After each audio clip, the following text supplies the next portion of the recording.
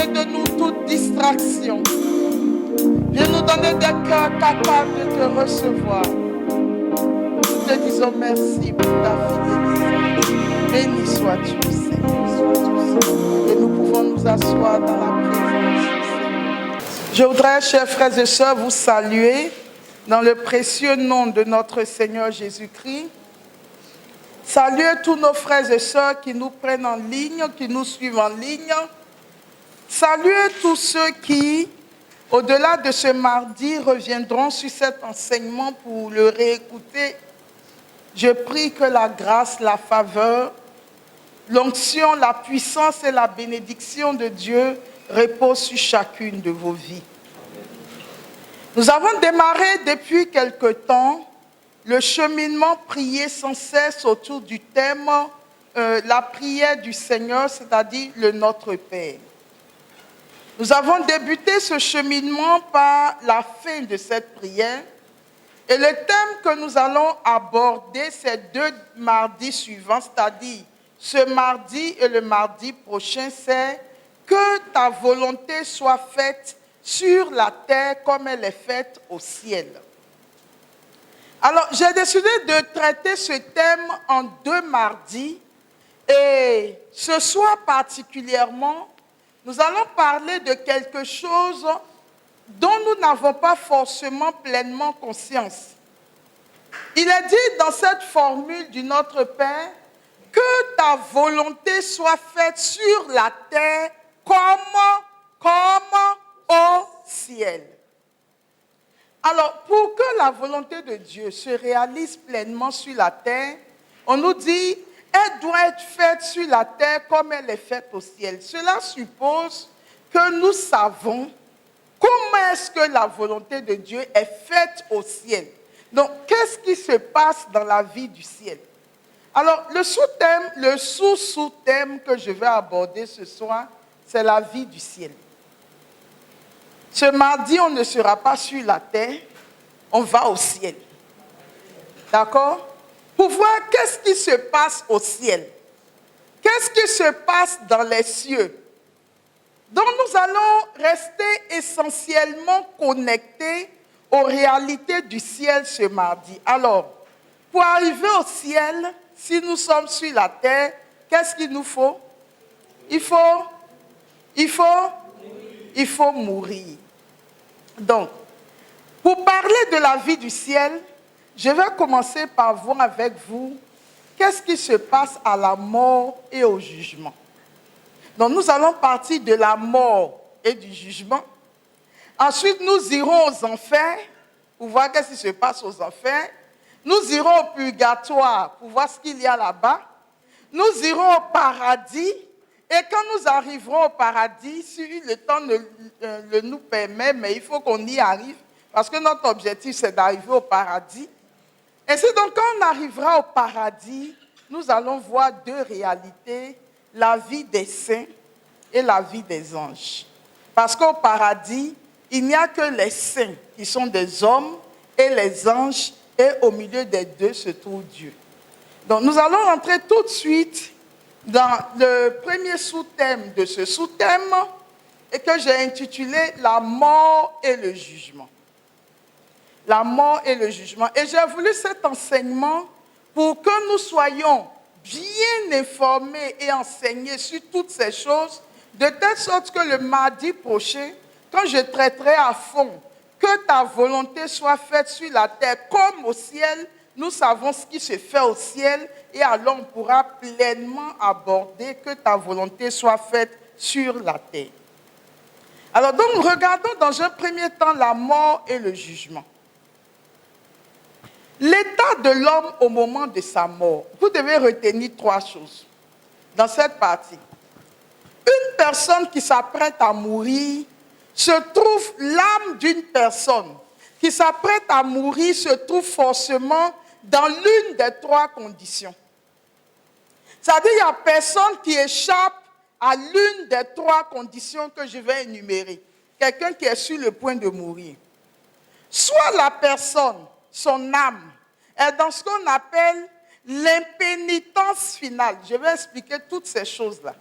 L'impénitence finale. L'impénitence finale, c'est quoi? Je vais expliquer tout à l'heure. Donc, soit son âme est dans l'impénitence finale, soit son âme est dans la grâce de la bonne mort.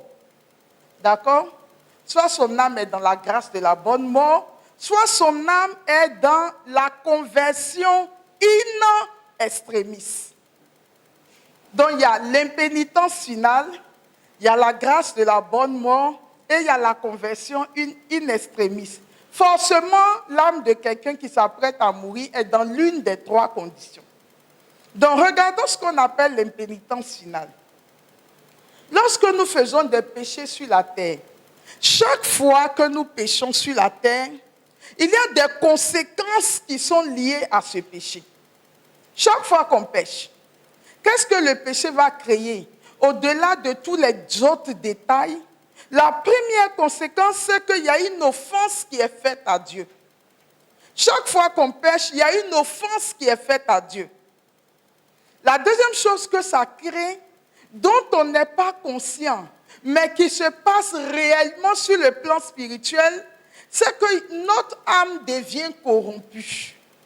Elle est révoltée et elle sort de sa droite ligne. On dit qu'elle est désaxée, c'est-à-dire elle sort de l'axe. C'est un peu comme une voiture qui fait une sortie de route. Donc chaque fois que nous péchons, notre âme est corrompue, c'est-à-dire elle est souillée, elle devient sale devant Dieu. Ensuite, c'est une âme qui est révoltée, qui dit à Dieu, c'est quoi? Est-ce que je suis obligée de faire ce que tu veux? Elle est révoltée, elle devient impolie devant Dieu. Et puis troisièmement, dans toujours cette rubrique, elle fait une sortie de route. C'est-à-dire, Dieu avait prévu qu'elle aille comme ça et elle sort de la route. Ça, c'est la deuxième conséquence. Donc, nous avons, première conséquence, l'offense qui est faite à Dieu. Deuxième conséquence, c'est la corruption de l'âme. Sa révolte et le fait qu'elle est désaxée, c'est-à-dire sortie de route. La troisième conséquence, c'est que quand une âme rentre dans le péché, il y a un châtiment qu'elle mérite. Donc ne vous en faites pas. Chaque fois qu'on ment, chaque fois qu'on critique, chaque fois qu'on a de la haine, chaque fois qu'on vole, chaque fois qu'on est dans un péché sur le plan spirituel, c'est-à-dire tu peux venir voir quelqu'un et puis tu fais un gros mensonge pour te sortir d'affaire. Tu dis, c'était chaud. Il a fallu que je trouve ce mensonge-là pour pouvoir m'en sortir. Mais dès l'instant où toi, tu as menti pour te sortir d'affaire, spirituellement, tu as fait une offense à Dieu. Ton âme s'est souillée tout d'un coup. Et puis ton âme a été corrompue et ça s'est révolté. Et puis tu mérites d'être châtié. Voilà ce qui se passe chaque fois que nous entrons dans le péché. Alors, qu'est-ce qui se passe alors quand nous sommes dans cet état? La première chose que nous devons faire, quand nous entrons dans un péché, ce n'est pas de dire, oh, c'est pas grave. Dieu même sait que je m'amusais. Ou bien, oh, mais Dieu sait que la chair est faible. Ça qui peut vivre ça. Ce sont les saints, mais Dieu me sait que nous sommes pauvres. Non. Il ne faut jamais, jamais, jamais se dire ce genre de choses. Pourquoi?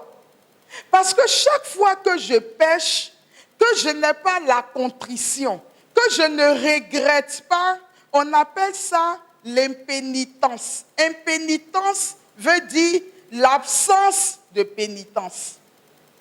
Ça paraît être un gros mot, mais ce n'est rien d'autre. Ça veut dire que je suis dans le péché, mais je ne regrette pas le péché que je commets. Donc, c'est l'absence ou la privation de pénitence qu'on appelle l'impénitence. Donc, quand je suis sur la terre, que je pêche et que je ne me confesse pas, que je ne regrette pas et que je demeure dans le péché, on appelle ça l'impénitence de fait. Ça veut dire je pêche, je connais ses conséquences, mais je banalise la portée des actes, des péchés que je commets. C'est une impénitence de fait. D'accord? Maintenant, le problème, c'est que quand j'ai commis ce péché, ou bien je dis, oh, le jour où j'aurai le temps, je vais me confesser, mais pour le moment, je n'ai pas le temps. Il peut arriver, chers frères et sœurs, que la même nuit où j'ai dit, oh, après je vais me confesser, il peut arriver que cette même nuit-là, le Seigneur appelle mon âme.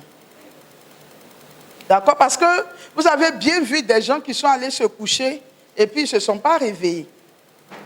Vous avez vu des gens avec qui vous étiez, vous avez causé, et puis on vous dit que la personne a pris une voiture, allait quelque part, a fait un accident, et puis la personne est décédée sur le champ.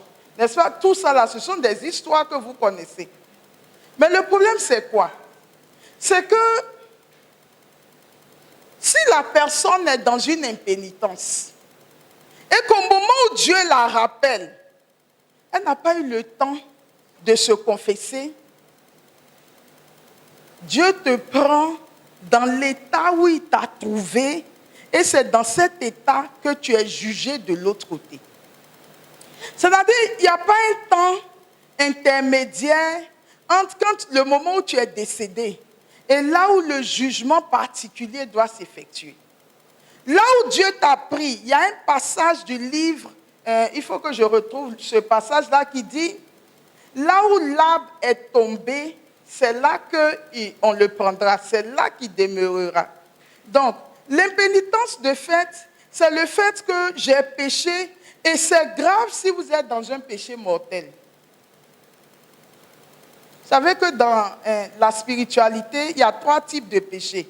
Il y a les péchés mortels, les péchés véniels et les péchés capitaux. D'accord? Le plus grave des 3, c'est le péché mortel. Qu'est-ce qu'on appelle péché mortel? Ce sont les péchés qui ont été identifiés par Dieu dans les 10 commandements. Tu adoreras le Seigneur ton Dieu et à lui seul tu rendras un culte. Donc si au moment où Dieu t'appelle, tu es quelqu'un qui va chez les marabouts, qui va consulter, qui fait des marabouts ton Dieu, au moment où Dieu t'appelle, tu es dans une impénitence de fait. Maintenant, il y a des gens qui disent, moi je ne demanderai jamais pardon parce que pour moi Dieu n'existe pas et je ne comprends pas pourquoi je dois me confesser. Eux, on les appelle les impénitents volontaires. C'est-à-dire, eux, ils ont décidé qu'ils ne veulent pas suivre Dieu. Ils ne veulent pas demander pardon. Donc, quand nous sommes appelés, au moment où Dieu dit, c'est la fin de ta vie, rends-moi ton âme. Au moment où Dieu nous rappelle à lui, il nous prend dans l'état où il nous a trouvés. Dans cet état, est-ce que tu étais dans une impénitence de fait ou une impénitence volontaire? Mais dans tous les cas, si tu étais dans un état d'impénitence, au moment de ta mort, ça devient l'impénitence finale. Vous suivez? Ça devient l'impénitence finale. Ça veut dire que la mort est venue te surprendre dans ce péché-là. Et c'est la raison pour laquelle Jésus passe son temps à dire, mais veillez, priez, faites attention à votre vie. Parce que vous ne savez ni l'heure, ni le moment où votre âme sera réclamée. Donc, en principe, chacun, tous les jours, doit scruter l'état de sa vie, de son cœur, de ses pensées, ses dispositions. Pourquoi pensez-vous que Jésus a dit « Ne dormez pas sur votre colère » ? Parce que la nuit, ton âme peut être rappelée. Et si tu es dans la colère, mais tu es dans un état d'impénitence, malheureusement pour toi, cette impénitence de fait deviendra l'impénitence finale. Parce que tu n'auras plus l'occasion de te confesser. De l'autre côté, on n'a plus l'occasion de se confesser. D'accord? Donc vous comprenez par ricochet que aller régulièrement à la confession doit faire partie de nos habitudes. En principe, au moins une fois par semaine, on devrait se confesser. Parce qu'on ne sait pas à quel moment le Seigneur nous reprendra. Donc, quelqu'un qui va mourir, il peut donc être dans cet état d'impénitence finale. Une autre âme peut être dans le cas de la conversion in extremis. C'est-à-dire que c'est quelqu'un qui devait se retrouver dans l'impénitence finale. Mais à la dernière minute, mais ça en général, les hommes ne le savent pas, ça se passe entre l'âme qui va mourir et Dieu. À la dernière minute, un pécheur chevronné peut dire « Jésus, sauve-moi !» Un peu comme le bon larron sur la croix. C'est ce qu'on appelle les conversions in extremis. Mais ce genre de conversion in extremis n'intervient pas facilement dans la vie des grands pécheurs s'il n'y a pas eu des gens qui, durant leur vie, ont passé le temps à prier pour eux. Donc, quelqu'un peut être dans une adoration satanique. Quelqu'un peut être en train d'être chez les marabouts, les féticheurs. Un enfant peut être dans la dépravation. Mais si sa mère, son père, une âme d'intercession se tient quelque part et intercède tous les jours pour la conversion de ce gros pécheur, au moment où Dieu va reprendre cette personne, qui devrait être dans le cas d'impénitence finale, à cause des prières de ceux qui l'ont soutenu toute sa vie durant, on peut assister à une conversion in extremis. C'est-à-dire Dieu l'a rattrapé à la dernière minute pour ne pas que cette personne aille en enfer. D'accord? Et puis le troisième cas, dans lequel peut se trouver une âme qui va mourir, c'est le cas de la bonne grâce, la bonne mort. D'accord? C'est quelqu'un qui est conscient que sa vie va être appelée en jugement par Dieu et qui fait attention à tout ce qu'il fait. Il ne va pas volontairement s'installer dans le péché. S'il a péché, tout de suite, il va demander pardon. Il veille sur l'état de son cœur, sur ses paroles, sur ses pensées. Il choisit ses compagnies. Il choisit les personnes avec lesquelles il doit parler. La personne sait que notre vie ne nous appartient pas et qu'un jour, nous aurons à rendre compte de ce que nous aurons fait sur la terre. Donc, elle fait attention à tout, de telle sorte qu'au moment où Dieu la rappelle, elle peut dire, comme Sainte Thérèse de l'Enfant Jésus, « Je ne meurs pas, j'entre dans la vie. » Parce qu'elle est sûre qu'elle va à la rencontre de celui que son cœur a épousé. Alors, les mystiques de l'Église nous disent ceci. Ils disent, quand vous êtes sur la terre, il convient qu'en avançant vers la fin de votre vie, parce que chaque jour qui passe, ce n'est pas une parole de connaissance, nous conduit vers notre mort. D'accord? Donc les mystiques disent, il convient qu'en avançant vers le thème, nous fassions souvent le sacrifice de notre vie en union avec le sacrifice de la messe, qui se perpétue sur l'autel. C'est-à-dire, il faut que plus j'avance en âge, plus je fais régulièrement les messes. Et pendant les messes, qu'est-ce que je fais? J'offre ma vie en adoration à Jésus Eucharistie.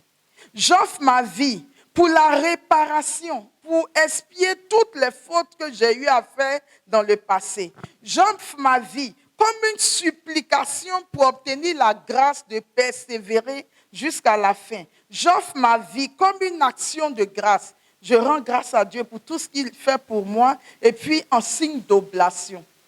C'est ce que Romains 12, le verset 1 dit, « Offrez vos vies en sacrifice vivant, saint et agréable à Dieu. » Donc, la messe va devenir pour moi un lieu où régulièrement ma vie est offerte en même temps sur l'autel pour que ma vie soit agréable à Dieu. Alors, ce que vous devez aussi retenir avant que la mort n'arrive, c'est ce qu'on appelle, bon, je vais vous épargner les gros mots, Hébreux, le chapitre 9. Le verset 27 dit, « Il est arrêté que les hommes meurent une seule fois, après quoi vient le jugement. » D'accord? Donc, aucun être humain ne peut dire, « Moi, je sais que Dieu est bon. » Je sais que même si je pêche jusqu'à la miséricorde de Dieu fera que, même si je suis resté dans le péché, Dieu me pardonnera et puis rien n'arrivera. Si vous pensez comme ça, c'est une pensée diabolique. Parce que la parole de Dieu dit, les hommes meurent une seule fois. Après quoi vient le jugement. Donc vous ne pouvez pas dire que vous ne saviez pas qu'il y avait un jugement après la mort. D'accord? Donc nous devons vivre en ayant en conscience que je vis sur la terre et il y a un livre de... J'aime bien ce passage, je ne sais plus si c'est... Il faut que je vous retrouve le livre qui en parle, qui dit, jeune homme, vis ta vie. Fais tout ce qui te plaît. Suis les voies de tes désirs. Mais souviens-toi qu'un jour viendra où tu auras à rendre compte à Dieu de tous les actes que tu auras posés sur la terre. D'accord? Donc, je ne peux pas vivre ma vie parce que j'ai envie de vivre ça, j'ai envie de faire ça, mais je dois savoir que Dieu n'interviendra pas, quels que soient mes choix de vie, parce qu'il a déjà donné son Fils, il a donné sa parole, tout ce qu'on doit savoir, il me l'a dit, j'ai fait mes choix. Mais ce que je dois retenir, un jour viendra où le jugement va se passer, et ce jour-là, j'aurai à rendre compte à Dieu de ce que j'aurais fait de cette vie. Alors, donc ce phénomène, c'était en Ecclésiaste, le chapitre 11, verset 3. Si un arbre tombe au midi ou au nord, il reste à la place où il est tombé. Si au moment où vous tombez dans la mort, vous êtes tombé dans l'état d'impénitence finale, vous restez dans l'état d'impénitence finale. Si vous êtes tombé dans l'état de conversion in extremis, vous restez dans cet état de conversion. Si vous êtes tombé dans l'état de la bonne mort, vous restez dans cet état et c'est dans cet état que vous êtes appelés en jugement. Donc, chers frères et sœurs, il importe de ne pas toujours remettre à plus tard sa conversion. On pourrait être surpris par la mort. Et notre dernier acte libre avant de mourir doit décider de notre éternité heureuse ou malheureuse. Le dernier acte que tu vas poser avant de mourir décidera d'où tu partiras. Alors, j'ouvre une parenthèse, ça ne fait pas partie de mon enseignement. Mais c'est quelque chose que j'ai appris et qui m'a beaucoup aidé. Quand vous assistez les gens qui sont en train de mourir, au moment où la personne est en train d'agoniser, tu sens, en général, ceux qui sont habitués à assister les grands malades savent à quel moment la personne commence à agoniser. Ça se sent par son souffle. On sent que la personne lutte entre la vie et la mort. Quand vous êtes à côté de cette personne, faites régulièrement à côté de cette personne le chapelet de la divine miséricorde. Pourquoi? Parce qu'au moment où la personne est en train d'agoniser, même si elle est très chrétienne, tous les démons viennent à côté de cette personne. Il y a une cohorte de démons à côté de cette personne. Et puis les démons disent, il faut blasphémer. Blasphème. Dis que Dieu est mauvais. Il faut haïr Dieu. Parce que la personne souffre. Donc elle lutte pour avoir un point d'ancrage. Et dans cette lutte-là, les démons lui disent de haïr Dieu. Il faut haïr Dieu. Blasphème Dieu. Parle contre Dieu. Mais si la personne a eu une bonne vie jusque-là, à cause de ce dernier moment-là, si elle l'a blasphémé, elle rentre dans l'état d'impénitence finale. Et c'est pour ça qu'il faut être à côté et faire le chapelet de la miséricorde divine. Et pendant que vous faites ce chapelet, les démons s'enfuient. Parce qu'ils n'ont plus d'emprise sur l'âme qui agonise. Et même si c'était une âme qui était dans l'impénitence finale, à cause de la prière que vous êtes en train de faire à côté d'elle, elle va tomber dans l'état de... Elle va tomber dans l'état dans l'état de conversion in extremis. Je referme la parenthèse. Comme pour dire que la vie sur terre n'est pas quelque chose avec laquelle il faut s'amuser. Enfin, notre vie n'est pas de l'amusement. Et les distractions du monde ont été mises sur notre route pour que nous soyons distraits. On est distraits. Et on oublie qu'en fait, notre vie est quelque chose de beaucoup plus important que ce que nous pensons que nous faisons. Ayant donc parlé des états de l'âme qui s'apprête à mourir, regardons maintenant l'âme est morte. D'accord? L'âme est morte et non, est-ce qu'on va dire la personne est décédée. Alors quand la personne décède, je vous épargne tout ce qui se passe dans le monde métaphysique où l'âme sent qu'elle sort maintenant de son corps, où il y a un grand bruit qui se passe, il faut traverser le tunnel noir. Toutes les âmes, qu'elles soient en impénitence finale, qu'elles soient en conversion in extremis ou dans la grâce de la bonne mort, toutes les âmes passent par ce tunnel noir et qu'elles sortent du tunnel noir, elles voient la félicité de Dieu sans voir Dieu lui-même. C'est-à-dire c'est un état où tu sens que Dieu est là. L'amour infini, l'amour pur. Toutes les âmes perçoivent cet état. Et à ce moment-là se passe immédiatement le jugement particulier. Il faut savoir qu'après la mort, il y aura deux jugements. Le jugement particulier et le jugement universel qu'on appelle la fin du monde ou le jugement dernier. Alors, qu'est-ce qui se passe au jugement particulier? Dans nos jugements au tribunal, nos tribunaux humains, là, le jugement du tribunal humain exige trois choses. L'examen de la cause, le prononcé de la sentence et l'exécution de celle-ci. Ça veut dire quoi? Ne vous inquiétez pas, j'explique. Si on envoie quelqu'un au tribunal, on doit dire pourquoi on l'a envoyé au tribunal. C'est l'examen de la cause. Les juges vont analyser et prendre une décision. On appelle ça le prononcé de la sentence. Maintenant, on dit, par rapport à la cause, voici la décision. Donc, la personne doit peut-être encore faire 3 mois de prison. Ça, c'est l'exécution de cette sentence. Mais dans le jugement particulier, qu'est-ce qui se passe? Je vais essayer de résumer. Sinon, je vous le lis pour que vous compreniez mieux. Quand l'âme arrive dans cette présence de Dieu, l'âme elle-même, c'est-à-dire il n'y a personne qui est là pour la juger. L'âme elle-même, sa vie défile devant elle.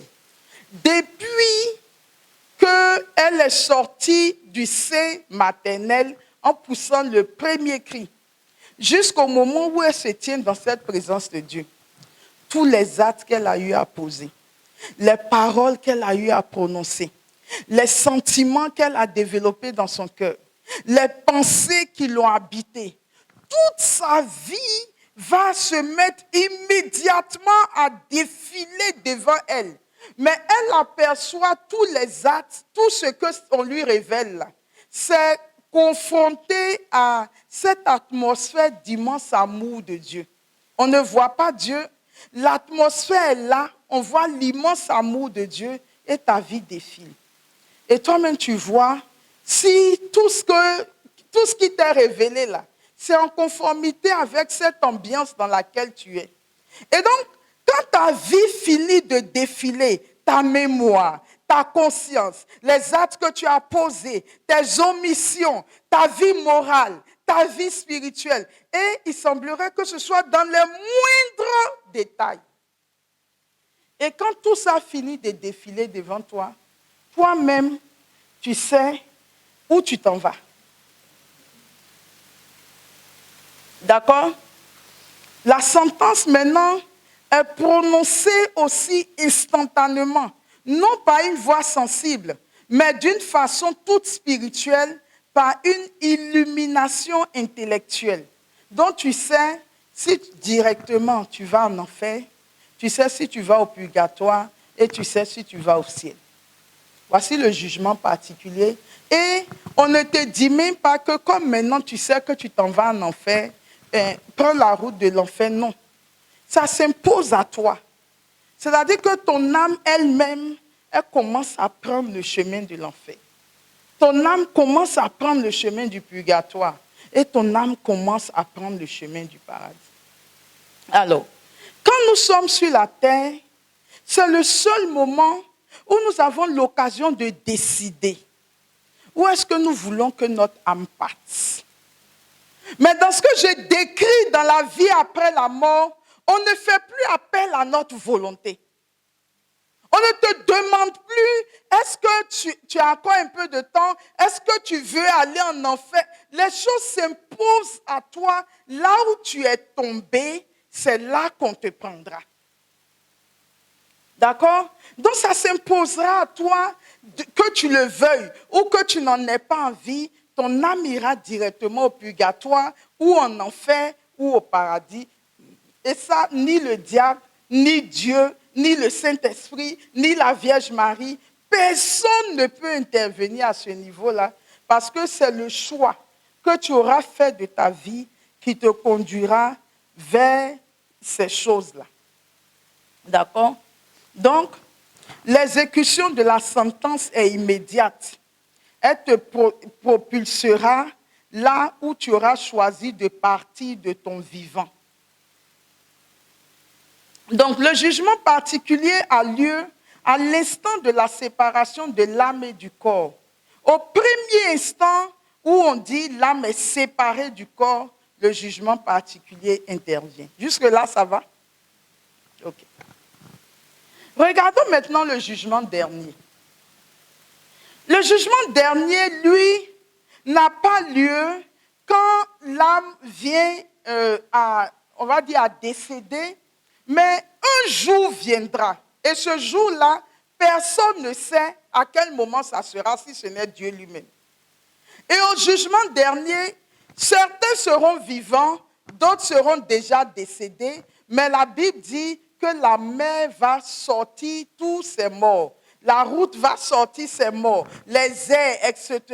Tous les morts seront là, les vivants seront là, et il y aura maintenant un grand jugement où on nous réjugera sur la base de ce qu'on sait déjà. Ça veut dire qu'au jugement dernier, tu ne peux jamais avoir été en enfer dans le jugement particulier, et puis au jugement dernier, tu vas changer d'endroit. Ce n'est pas possible. Par contre, au jugement particulier, tu peux être au purgatoire et au jugement dernier, être au paradis.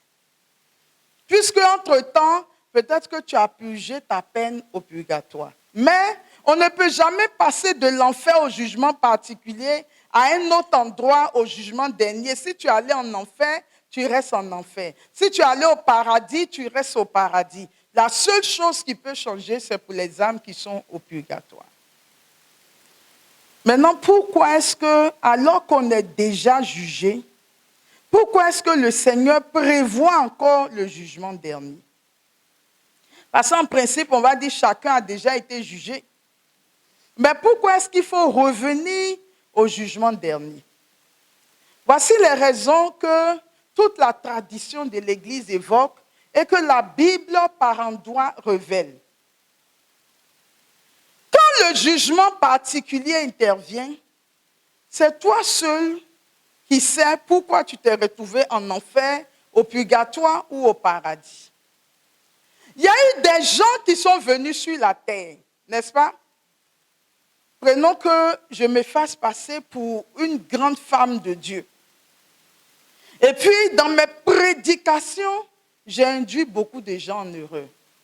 Mais ces gens pensent que ce que moi je leur ai enseigné est la vérité. Et ces gens ont marché suivant ce principe-là. Quand j'irai en jugement particulier, le Seigneur va me condamner pour avoir induit ses enfants en erreur. Mais à quel moment ceux-là sauront que, en fait, quand je suis venu sur la terre, j'ai menti? C'est dans le jugement dernier, où tout se dévoile et où tout se révèle. Et où maintenant chacun sait qui était vraiment l'autre. Vous comprenez? Parce que d'autres ont pu garder des erreurs en eux. Et eux, ils pensent que l'autre les conduisait vraiment dans la vérité. Mais il faut qu'il y ait ce jugement pour que ce jour-là, ils sachent qu'en fait, ce qu'on leur avait dit là, ce n'était pas vrai. Donc c'est quand le Seigneur va m'appeler en jugement devant tout le monde. Et que le Seigneur dira, mais ma fille, je t'ai envoyé sur la terre, j'ai dit que tu devais prêcher, mais tu as enseigné de fausses doctrines. Tu as enseigné aux gens qui devaient faire ça et ça, alors que ça, ce n'est pas ma doctrine. Donc maintenant, la foule va dire, hein? Donc ce qu'elle nous a dit là, c'était faux. Mais c'est au jugement dernier qu'en fait, tout se dévoile et tout se révèle. Et on sait qui était qui. Il y a des gens qui meurent, on les a presque canonisés. N'est-ce pas? Alors qu'ils ont déjà subi leur jugement en particulier et qui se retrouvent en enfer. Mais quand ce jour-là, on rappellera l'âme de la personne et que maintenant on dévoilera sa vie et on lui redira que tu pars en enfer, mais les autres comprendront que, mais donc celui qu'on prenait pour un saint sur la terre, donc c'était un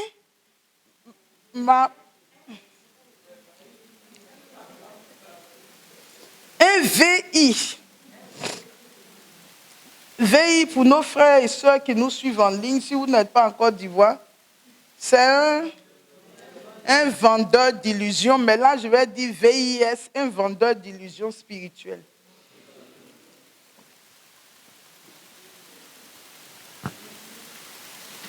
Alléluia.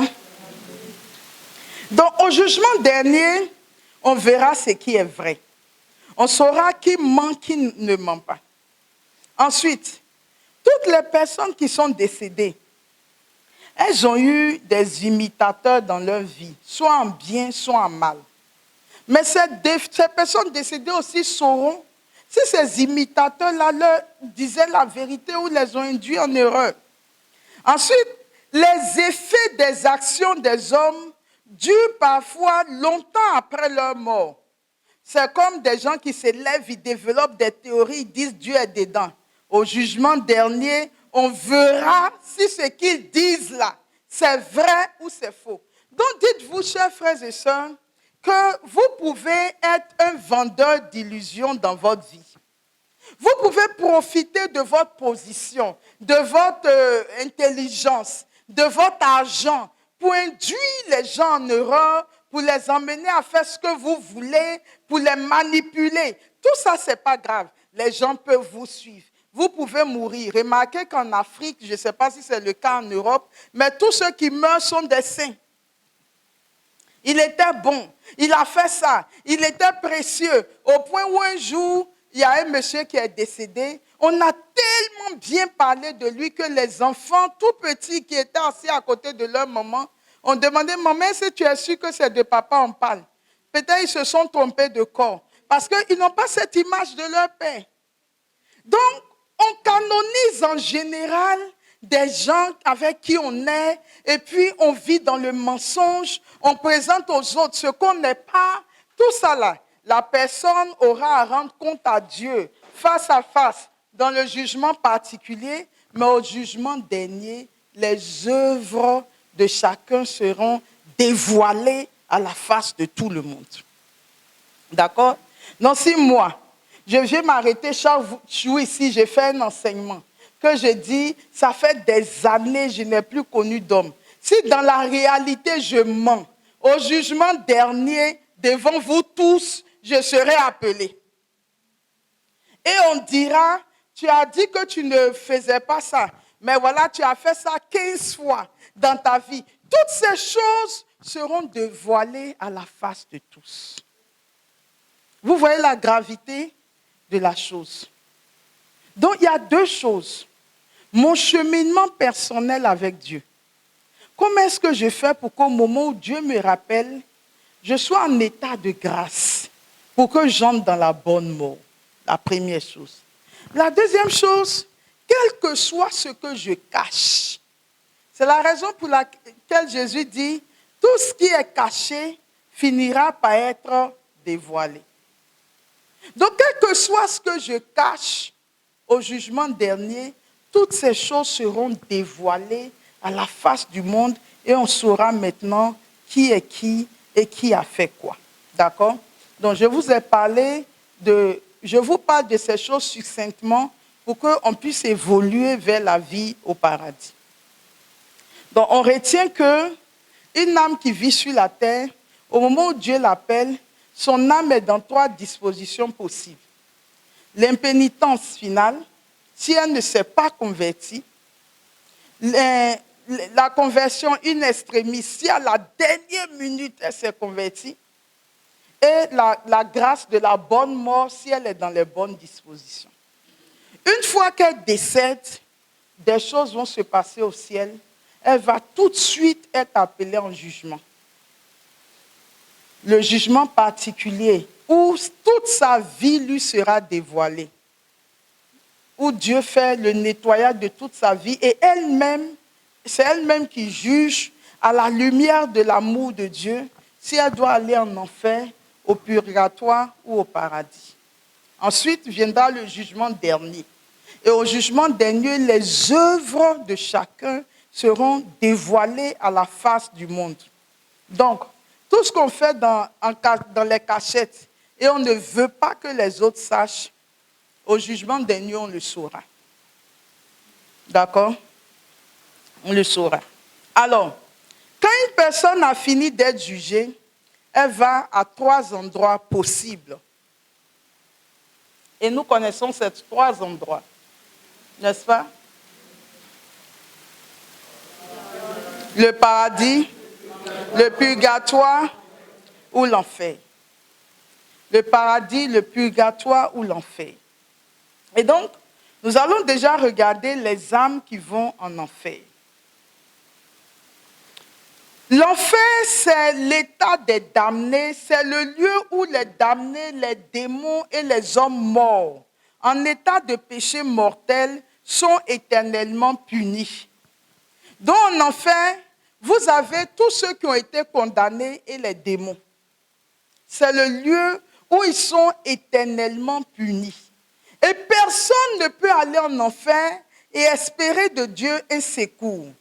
Personne ne peut aller en enfer et espérer de Dieu un secours. Alors, pour des passages de la Bible qui vous parlent de l'enfer, je vous donne des références que vous pourrez lire chez vous à la maison. Ecclésiaste 12, verset 14. Ecclésiaste ou Coëlette 12, verset 14. Isaïe 66, verset 22 à 24. Isaïe 66, verset 22 à 24. Daniel 12, 1 à 2. Daniel 12, 1 à 2. Ça, c'est dans l'Ancien Testament. Et dans le Nouveau Testament aussi, vous avez des passages qui font référence aux enfers. Matthieu chapitre 3, le verset 7. Matthieu chapitre 3, le verset 7, où Jésus parle de la race de vipères qui vous a appris à fuir la colère qui vient, etc. Alors, donc l'enfer est quelque chose qui existe. Et en général, ceux qui vont en enfer, ce sont les personnes qui sont installées dans l'impénitence finale, qui vivent dans l'état de péché mortel au moment où Dieu vient les chercher. Tout à l'heure, j'ai fait allusion à ça, mais je ne sais pas si je l'ai dit. C'est quoi les péchés mortels? Les 10 commandements. Donc, on peut se dire, j'ai juste envie de m'amuser. Qu'est-ce que ça fait? Commettre l'adultère. C'est un péché mortel. D'accord? Donc, si je suis dans un péché d'adultère, je sais que je suis dans l'adultère, mais je n'ai pas la contrition nécessaire et suffisante pour sortir de l'adultère. Ça devient l'impénitence de fait. C'est-à-dire, je sais que je suis dans un péché mortel, mais je ne fais pas tout pour sortir de là. Et la mort me surprend dans l'adultère. Je n'ai pas confessé ce péché, c'est-à-dire je suis dedans, je prends plaisir à ça, je justifie que un jour je vais sortir, mais pour l'instant c'est encore difficile, je me donne le temps et puis dans ça, là, Dieu rappelle mon âme. Donc il me prend en péché, en état d'impénitence finale. Oh, je suis chrétienne, je vais à l'église, je communie et c'est ce qui vient aggraver ma situation. Parce qu'en plus, dans ce corps qui est dans l'adultère, J'impose maintenant au Christ de rentrer. Donc, en fait, je communie à ma propre condamnation. Je suis en train de parler ce soir parce qu'il y a des choses graves qui se passent dans le monde, dans la vie des chrétiens. On ne sait pas qu'on est en train de prendre le chemin de l'enfer. Et Dieu me surprend dans cet état d'adultère où je communie, je vais à l'église et c'est à ce niveau-là que l'arbre tombe. Je suis dans l'impénitence de fait qui m'a conduit dans l'impénitence finale en état de péché mortel, non pardonné. Quand j'arrive au jugement particulier, quel que soit ce que j'ai pu faire, ça me conduira nécessairement aux enfers. Est-ce que vous saisissez la gravité de la chose? Vous comprenez? Tu ne tueras pas. Pourquoi est-ce que quand on arrive dans les péchés d'avortement, l'Église dit il n'y a qu'un évêque qui peut te confesser. Et l'évêque peut même ne pas te donner l'absolution. Et si l'évêque ne te donne pas l'absolution, en allant à la maison, tu fais un accident et que tu meurs, tu n'as pas reçu l'absolution. D'accord? Donc tout ce qui est péché qui rentre dans les 10 commandements sont des péchés mortels. Et il faut faire très attention à ce genre de péché. Ne même pas s'amuser à dire « Oh, mais ça, c'est pas grave, je m'amuse. » Vous voyez, je suis choquée quand je marche avec quelqu'un et puis je vois que la personne peut mentir facilement. Et elle dit « Oh, c'est pour m'amuser. » On ne peut pas s'amuser avec le fait de mentir facilement. On ne peut pas intégrer le mensonge comme quelque chose de vulgaire. Mais ça fait partie des grands péchés de la vie.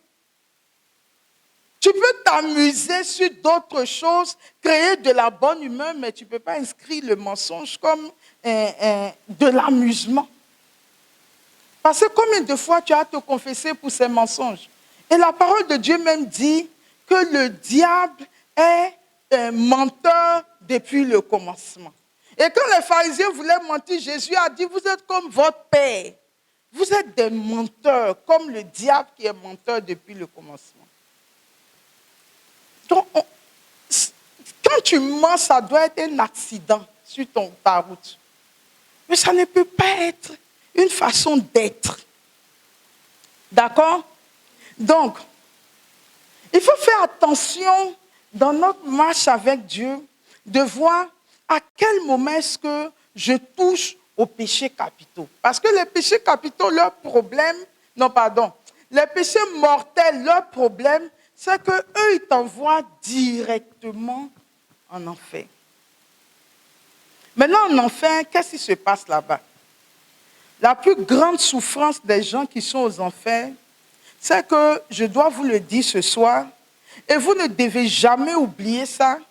Et si un jour on venait à vous dire que je suis décédé, la seule chose que vous devez retenir que je vous ai dit sur la terre, c'est ceci, que l'âme d'une personne a été créée uniquement pour Dieu. Et qu'il n'y a que Dieu qui peut combler l'âme d'une personne. C'est un peu comme une pièce de rechange d'une voiture. On dit ça, c'est fait pour faire démarrer le moteur. Tu ne peux pas l'envoyer dans l'embrayage, tu ne peux pas l'envoyer dans la portière. Cette pièce a été créée pour faire démarrer le moteur. Notre âme a été créée uniquement pour Dieu. Et il n'y a que Dieu qui puisse satisfaire cette âme. Alors le problème, qu'est-ce qui se passe? Pourquoi est-ce qu'on dit que l'enfer est douloureux? Parce que justement, en enfer, on verra ça quand on arrivera chez les âmes du purgatoire. C'est-à-dire que quand on est sur la terre, on a son mari, ses enfants, sa femme, ses frères et sœurs. Eux, ils arrivent à combler un manque en nous. C'est-à-dire, mon mari m'apporte un peu de joie, mes enfants m'apportent un peu de joie, ma maman m'apporte un peu de joie, mes enfants m'apportent un peu de joie, mon travail m'apporte un peu de joie. Donc, toutes ces petites joies que les gens nous apportent sur la terre, font qu'on ne réalise pas que notre âme n'est pas faite pour tout ça, mais notre âme est faite uniquement pour Dieu.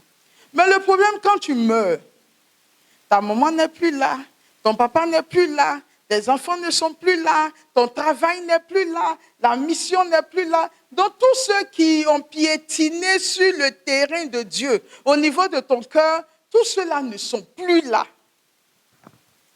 Et si sur la terre, tu n'as pas appris à combler ton âme de la présence de Dieu, malgré que tes parents, tes enfants, ton travail, tout ça était là.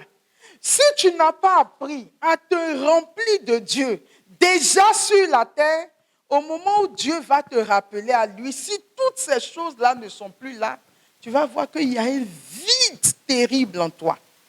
Puisque ton âme était faite pour Dieu.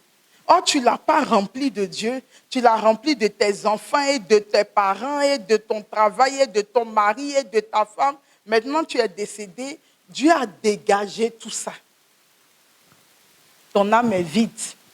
Et parce que tu leur as donné la place qui revient à Dieu, tu vas directement soit en enfer, soit au purgatoire pour aller purifier ça. Mais ton âme est vide. Et c'est la grande souffrance des âmes de l'enfer.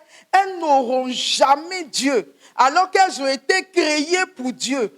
Quand on dit tu vas brûler dans le feu éternel, c'est-à-dire le vide est tellement grand, la souffrance est telle que et le fait que ces âmes soient privées de la vision de Dieu et de tout ce que Dieu peut leur apporter, ça suffit pour que définitivement elles soient malheureuses toute leur vie durant. Et donc ces âmes qui sont aux enfers, qu'est-ce qu'elles font? Elles sont des âmes maintenant qui détestent Dieu. Elles en veulent terriblement à Dieu parce qu'elles souffrent. C'est-à-dire qu'elles sont en enfer, elles ne disent pas, c'est de notre faute. Elles font comme le mauvais larron, elles insultent Dieu parce qu'elles souffrent. Elles sont séparées de Dieu. Elles sont minées de l'intérieur. Et elles ont horreur de Dieu, mais en même temps, elles ont horreur de ceux qui sont à côté d'eux, qui souffrent avec eux. Tous les énerves, le diable qu'elles voient, les démons qui les insultent, les démons qui se moquent d'eux. Tout le monde souffre là-bas, hein, mais chacun se moque de la souffrance de l'autre. Il y a un désespoir terrible dans les enfers. Il y a un grand remords. Elles se disent, mais si je savais sur la terre, j'aurais écouté ce que les gens me disent. Mais c'est un remords qui n'est pas suivi de repentir. Elles ne disent pas que, mais Seigneur, pardonne-moi. Elles disent, je n'aurais pas dû écouter ces mauvais démons. Mais elles ont en même temps de la haine pour Dieu. Pourquoi Dieu ne m'a pas sauvé et il m'a laissé venir jusqu'ici? Ils sont incapables de se repentir. Et dedans, là-bas, il y a aussi la haine du prochain. Content qu'on soit nombreux à souffrir, mais ils se détestent les uns les autres. Chers frères et sœurs, durant notre parcours sur la terre, nous avons la possibilité de refuser d'aller en enfer. Parce que si la souffrance, regardez la plus petite souffrance que nous avons sur la terre, la maladie, quand on a mal quelque part, on crie, on veut que Dieu fasse un miracle pour que le mal s'arrête. C'est ce qui fait que quand il y a les prières de guérison, vous voyez du monde. Ça veut dire que l'être humain ne supporte pas la douleur. Malheureusement, cette douleur n'est rien à côté de la douleur des enfers. Et plus grave, la douleur des enfers ne finira jamais. Une fois que tu as été affecté aux enfers, tu y es définitivement. Plus personne ne pourra te sortir de cette situation. Et à mon avis, pour toutes ces raisons-là, lorsque nous sommes sur la terre, nous devons travailler, et nous, et pour nos enfants, à ne jamais atterrir aux enfers. Alléluia. Alléluia. Amen. Alléluia. Amen. Vous êtes là?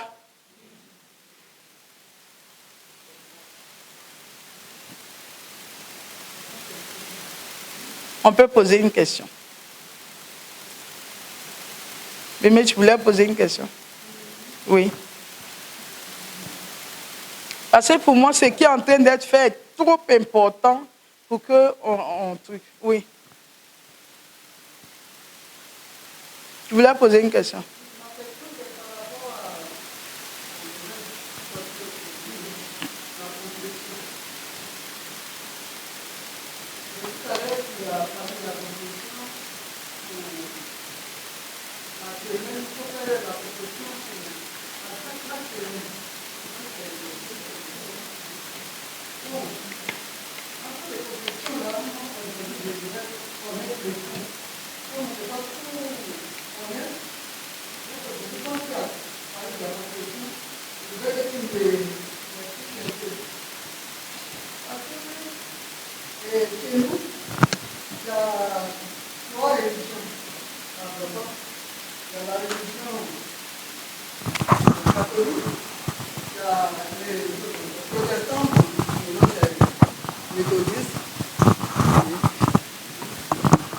Et il y a la religion ariste.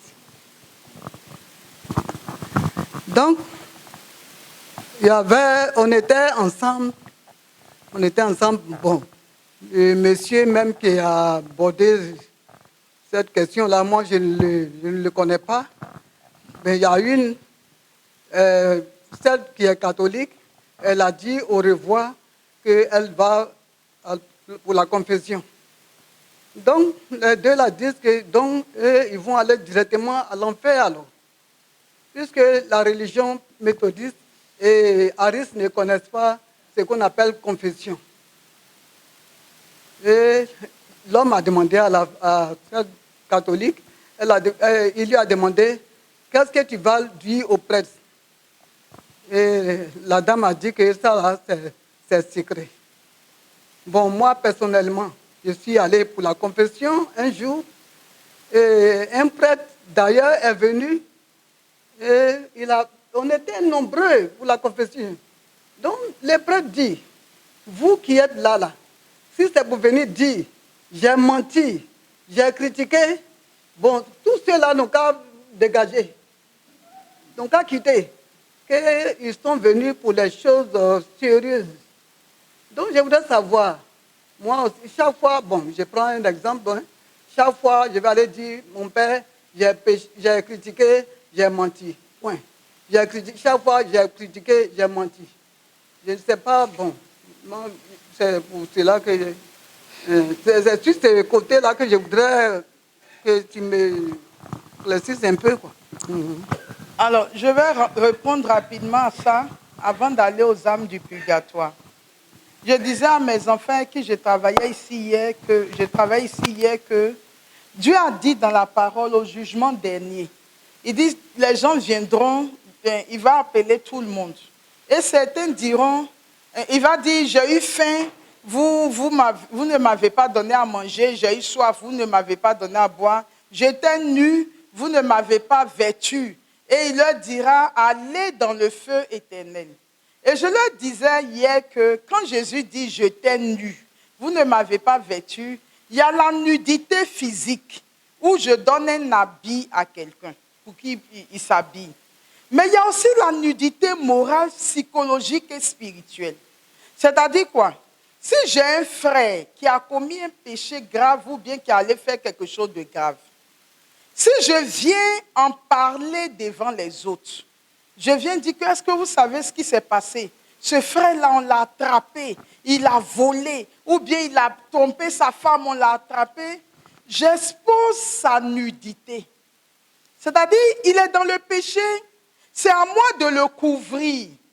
Mais ce n'est pas à moi d'exposer sa nudité devant les autres. Et donc, quand Jésus dit, j'étais nu, vous ne m'avez pas vêtu, ça veut aussi dire que la personne était misérable, la personne était dans un péché. Mais le fait que je parle beaucoup, que je critique beaucoup, je n'ai pas vêtu sa nudité, mais j'ai exposé sa nudité devant les autres. Ça fait partie des choses sur lesquelles on sera jugé au jugement dernier. Donc, quand je vais à la confession, c'est normal que je confesse que j'ai critiqué. Parce que chaque fois que je critique quelqu'un d'autre, je le déshabille devant la personne devant qui je le critique. Je montre ses faiblesses, ses nudités, ses pauvretés, mais c'est un péché mortel puisque je tue la vie qui est dans l'autre. Je ne sais pas si tu comprends. Donc, un prêtre qui dit que lui, il ne peut pas confesser, quelqu'un qui vient dire que j'ai menti, j'ai critiqué, que ce ne sont pas des péchés sérieux, mais ça veut alors dire qu'il n'a rien compris. Parce que critiquer là, ça peut faire que je tue l'autre. Je tue la vie en lui, donc je commets 2 péchés. J'expose sa nudité, mais je tue la vie de Dieu en lui. Donc lui, il n'a rien compris. Il faut se confesser régulièrement. Et si ce prêtre-là dit, je ne te confesse pas, mais tu cherches un autre prêtre. Tu cherches un autre prêtre qui va accepter de confesser le fait que tu critiques. C'est important de se purifier à chaque moment et de prendre la résolution de ne pas revenir dedans. Je ne sais pas si j'ai répondu à la question. Oui.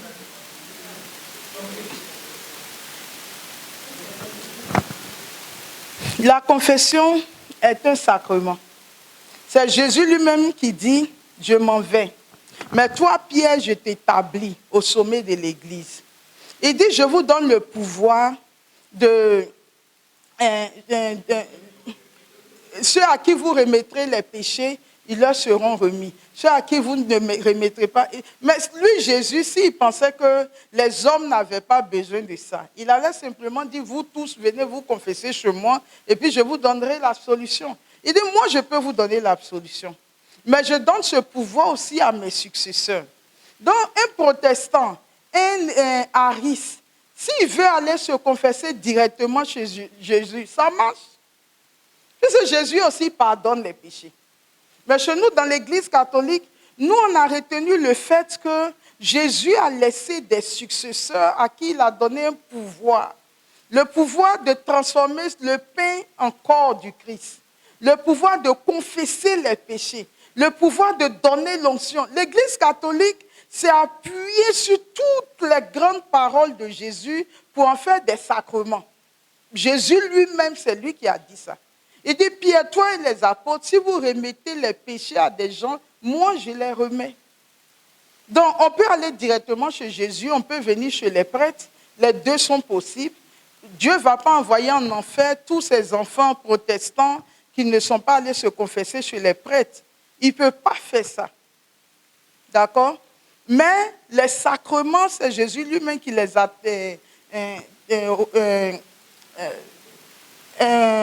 constitués dans l'Église et nous, on rentre dedans. Oui. Je voulais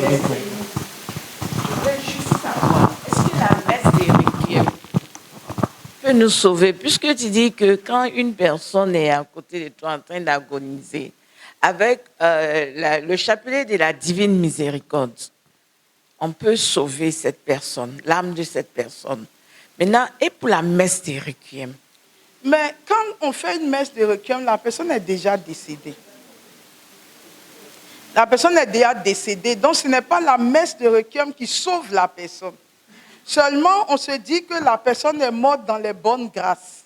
Et on confie son corps et son âme qui s'en va vers Dieu, on les confie dans une messe. Et on demande à Dieu de recevoir la personne. Mais sinon, la personne est déjà décédée.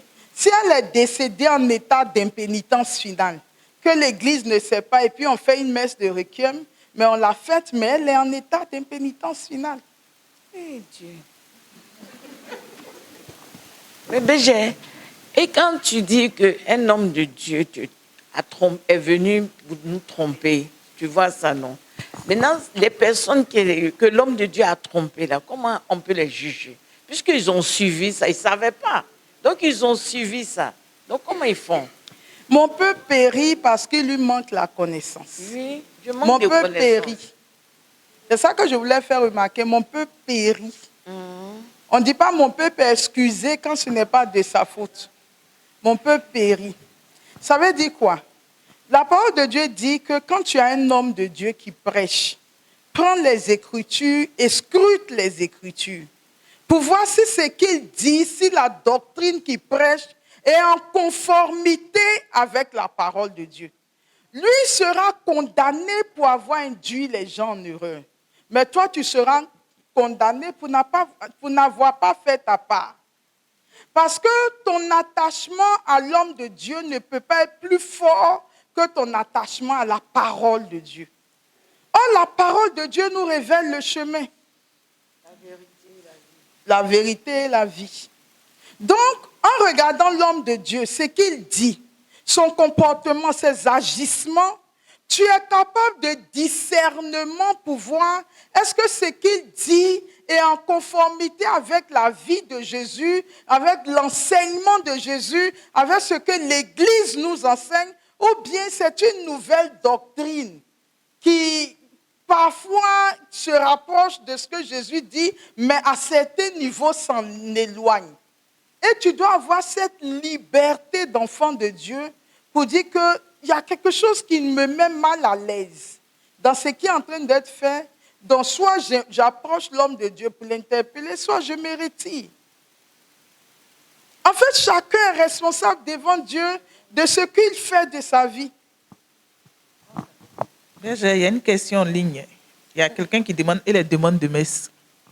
Pour qui?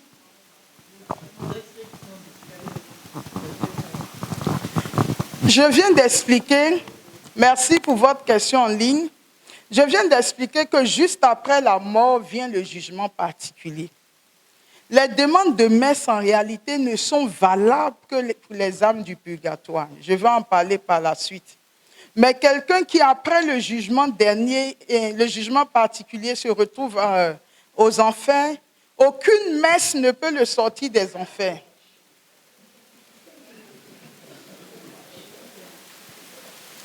Quelqu'un qui est au paradis, la messe ne peut rien faire pour elle, puisqu'elle est déjà dans la béatitude éternelle. Donc les messes ne sont valables que pour les âmes du purgatoire.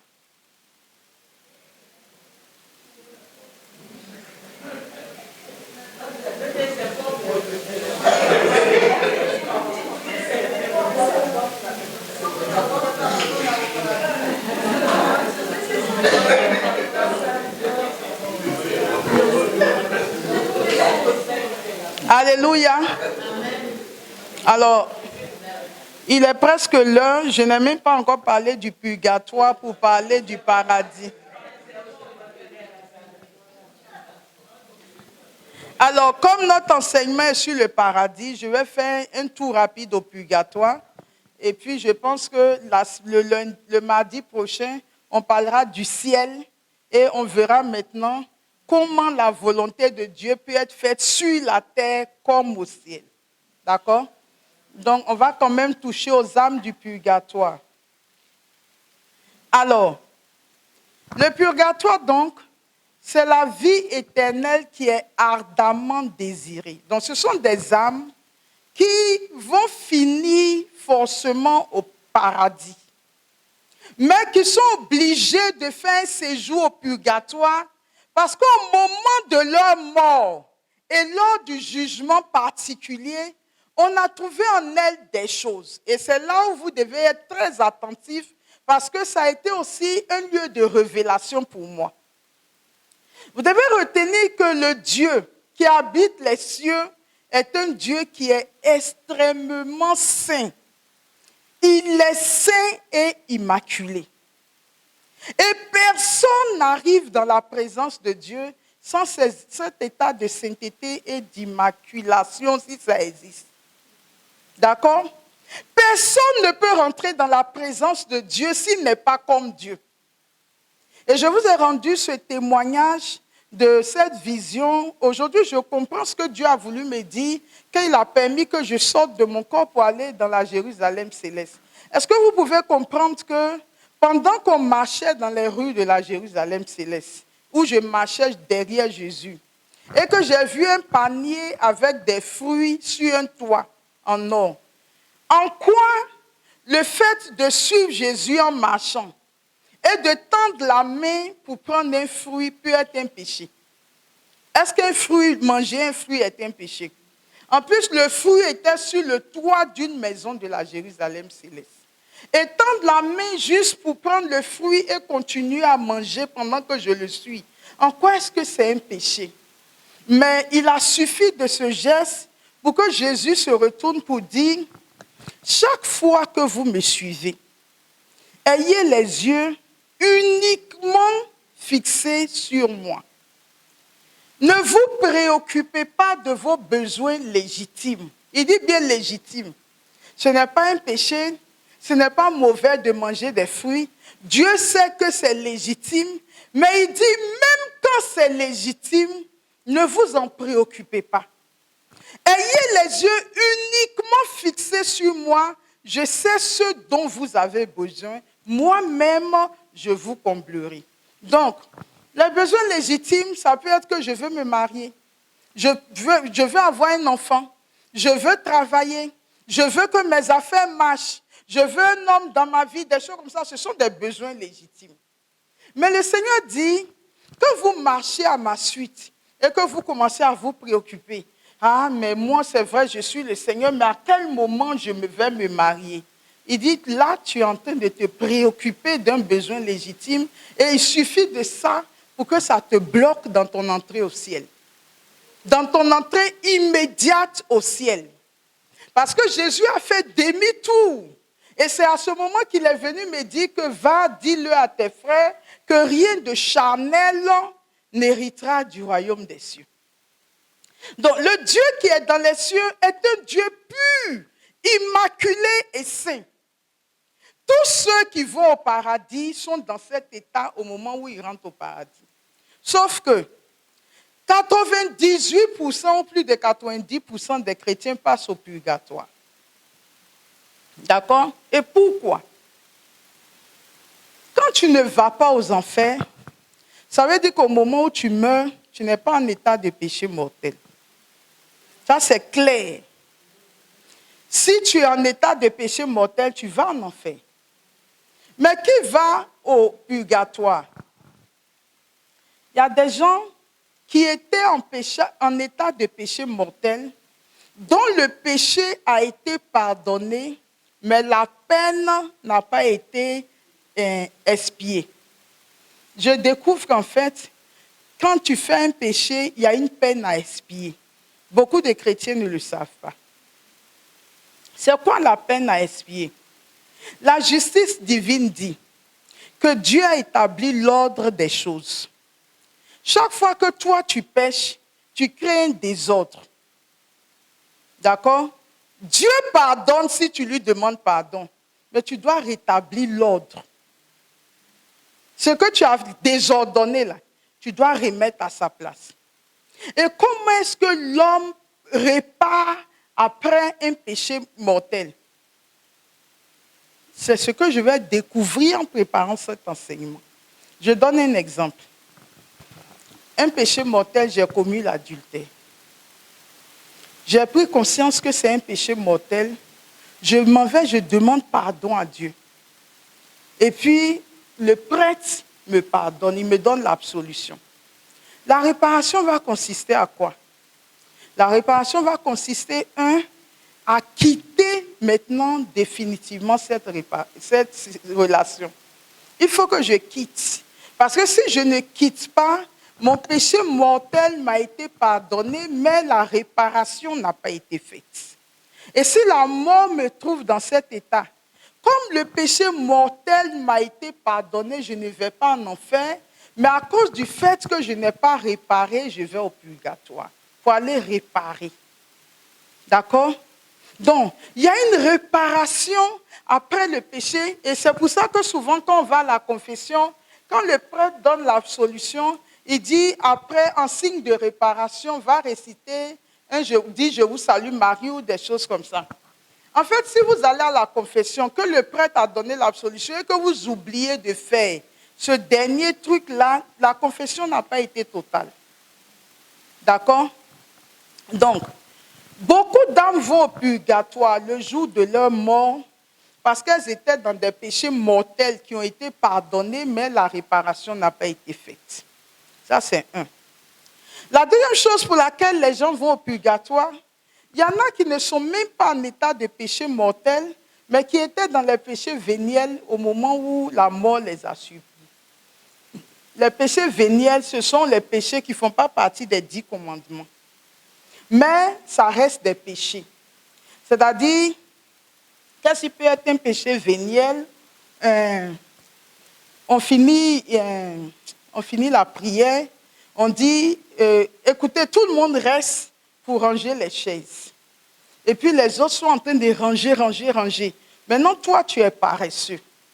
Tu n'aimes pas travailler.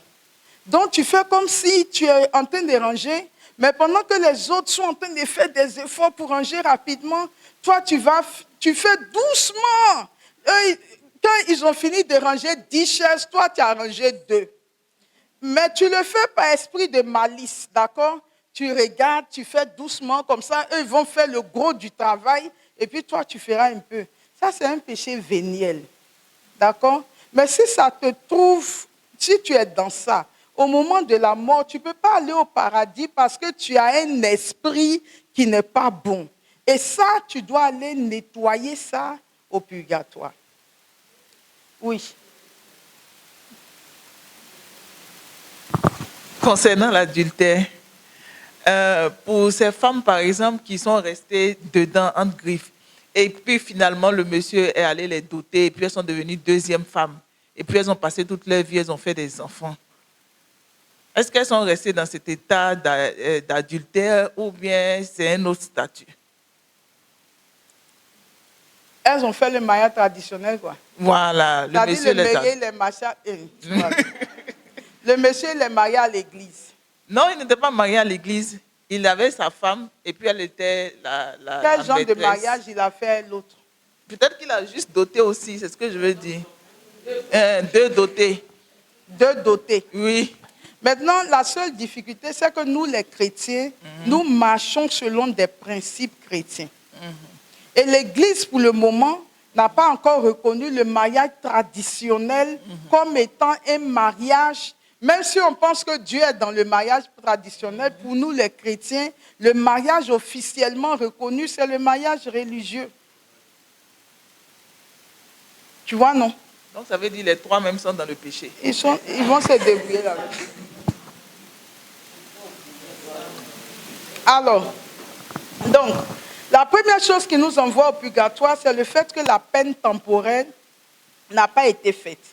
La deuxième chose qui nous envoie au purgatoire, c'est le fait que le péché véniel est encore en nous. La troisième chose qui nous envoie au purgatoire, c'est ce qu'on appelle les suites du péché. Les suites du péché. C'est quoi les suites du péché? C'est par exemple que moi, j'ai pris l'habitude de me masturber, par exemple. Et puis, je vais maintenant demander pardon à la confession parce que hier, je me suis masturbée. Et le prêtre m'a donné l'absolution. Le fait qu'on m'ait donné l'absolution, c'est que j'ai été pardonné. Mais en moi, il y a ce qu'on appelle l'inclinaison maintenant au péché. Ça veut dire qu'il y a quelque chose en moi qui va faire que maintenant, facilement, je peux avoir envie de me masturber. Est-ce que vous voyez cette chose-là? Mon âme est inclinée vers. Ça veut dire que, comme je me suis masturbée une fois déjà, il y a quelque chose qui s'est modifié dans mon être, qui fait que demain, je peux encore me masturber. Prenons les gens, un soulard, quelqu'un qui aime boire, d'accord? Il sait que c'est un péché de boire et de se saouler. Donc lui, il allait demander pardon parce que hier, il s'est saoulé, sa femme s'est fâchée, lui aussi, il a cassé les choses et puis on lui donne la solution. Et puis la nuit, là, Dieu le rappelle. Son péché de boisson a été pardonné la veille, donc il ne va pas aller en enfer. Mais le problème, c'est que le fait qu'il ait l'habitude de se saouler, il y a quelque chose dans son corps et dans son âme qui a fait qu'il peut avoir facilement chaque fois envie de se saouler. C'est ce qu'on appelle l'inclinaison au péché ou les suites du péché. Ça n'entre pas au paradis.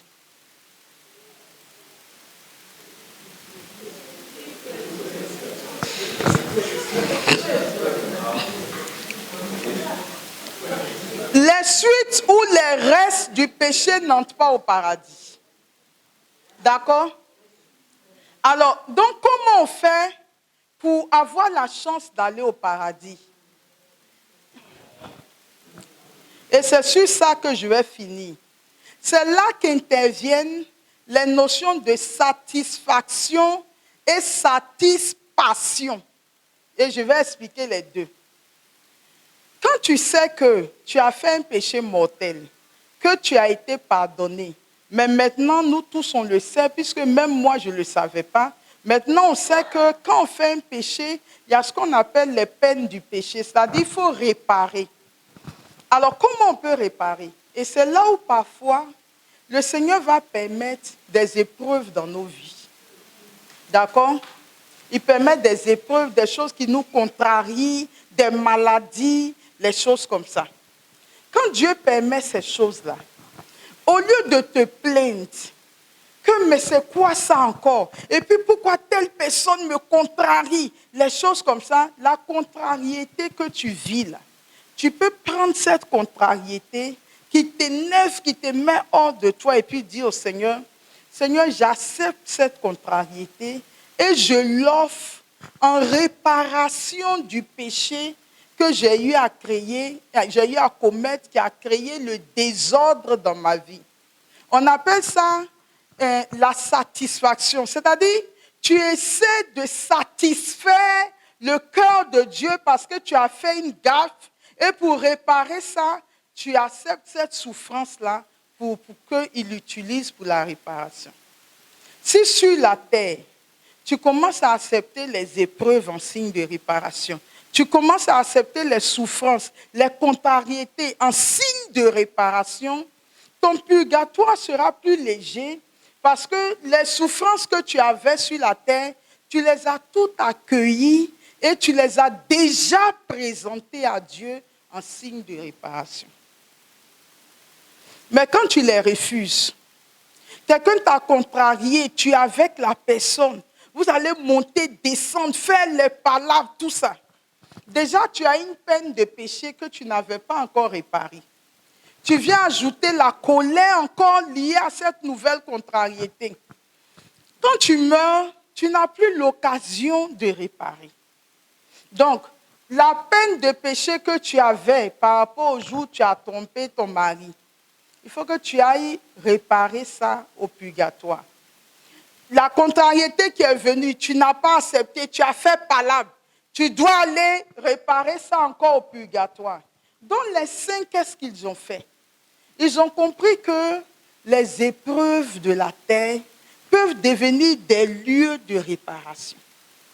Donc quand une épreuve arrive, ils accueillent l'épreuve et ils offrent ça au Seigneur en signe de réparation. Mais eux, ils ont tellement réparé pour leur propre vie, mais comme ils sont conscients de ce phénomène de réparation, à un moment donné, ils ont presque tout réparé dans leur propre vie. Donc les autres épreuves, ils les offraient pour la réparation des péchés des autres. D'accord? C'est ça la satisfaction. Mais vous voyez que quand ça arrive au ciel, ce n'est plus toi qui choisis comment tu vas réparer. Au purgatoire, là, tu n'as plus de décision. Tu t'en vas pour réparer. C'est tout ce que tu sais. Comment ça va se passer? Ça va durer combien de temps? Sous quelle forme ça va venir? Tu n'en sais rien. C'est pour ça que là-bas, on parle de la satisfaction. Passion, la passion du Christ. La satisfaction. Quand c'est au purgatoire. Mais tu peux courter ton purgatoire en acceptant humblement sur la terre toutes les souffrances, les épreuves que tu peux avoir et tu les offres au Seigneur en signe de réparation pour tes péchés. Alors, toute la mystique de l'Église, le magistère de l'Église dit que la plus grande des souffrances sur la terre n'équivaut même pas encore à la plus petite des souffrances du purgatoire. Imaginez la plus grande souffrance qu'un homme peut éprouver sur la terre. Ce n'est rien à côté de la plus faible souffrance qu'on peut éprouver au purgatoire. Donc c'est sur la terre que Dieu nous donne l'occasion de pouvoir faire attention à nos pas, de pouvoir nous confesser, de pouvoir réparer, de pouvoir poser des actes insatisfactoires. Sur la terre, nous avons le temps. Et Saint Pierre le dira dans sa deuxième épître, je crois. Il dit, le temps que Dieu nous donne, le temps de la patience de Dieu, c'est pour que chacun puisse se convertir avant qu'il ne l'appelle. Parce que si on ne se convertit pas avant qu'il ne nous appelle, une fois qu'on a rendu l'âme, le jugement particulier nous dira où on doit partir, on n'aura plus notre mot à dire. Et même si on arrivait au purgatoire, ce n'est pas nous qui allons choisir ce qui nous attend là-bas, c'est le Seigneur seul qui nous conduira et on restera au purgatoire jusqu'à ce que la plus infime partie de péché soit purifiée pour qu'on puisse entrer dans la présence de Dieu. Que Dieu nous bénisse et qu'il nous garde. Est-ce qu'il y a une autre question? Oui, une question en ligne.